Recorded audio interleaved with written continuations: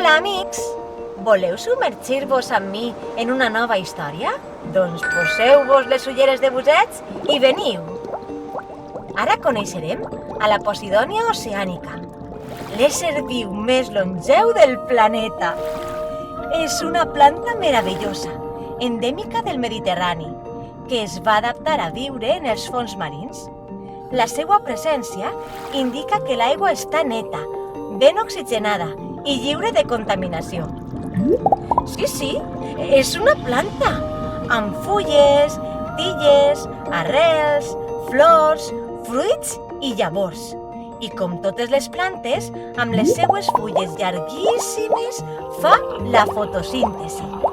Capta CO2 de l'atmosfera i oxigena l'aigua i filtra la brutícia del fons marí. Per això, és el pulmó del Mediterrani i és una aliada contra el canvi climàtic. És com un bosc sota l'aigua. Sí, a més, és la llar de moltes espècies que se senten protegides i resguardades per elles. En les seues praderes viuen molts peixets, eriçons, estrelles de mar, sèpies i mol·luscos. I té altres funcions importants. Les seues arrels i rizomes subjecten l'arena i fixen els sediments. Les seues fulles, llargues i flexibles, frenen la velocitat de les ones en arribar a la vora. Els arribatges que es dipositen en la vora protegeixen la platja i eviten la pèrdua d'arena. I què són els arribatges? Com moltes plantes, perd les seues fulles a la tardor i aquestes, arrossegades pel corrent, s'acumulen a les nostres platges i constitueixen una barrera natural que frena l'onatge i així redueixen l'erosió i la pèrdua d'arena. Són les nostres aliades. Ens protegeixen. Segur que alguna vegada les has vist a la platja i has pensat que estava bruta. Just, és a l'inrevés. Si hi ha Posidònia, significa que estàs en una platja neta, sana i plena de vida.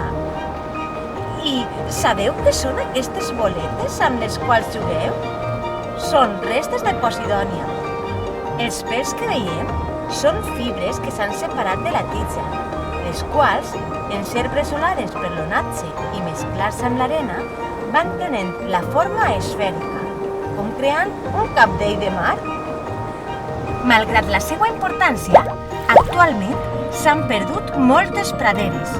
Hi ha xarxes de control per a conèixer-ne l'estat i es comença a fer assajos de restauració mitjançant la plantació de grups de plàntules de Posidònia.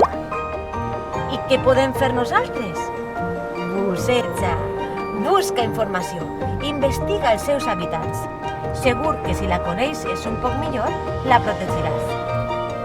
Espero que us hagi agradat aquest xicotet viatge i que hàgiu après a trobar la bellesa que la mar i la platja amaguen. Obriu bé els ulls. Tenim un paradís al nostre voltant.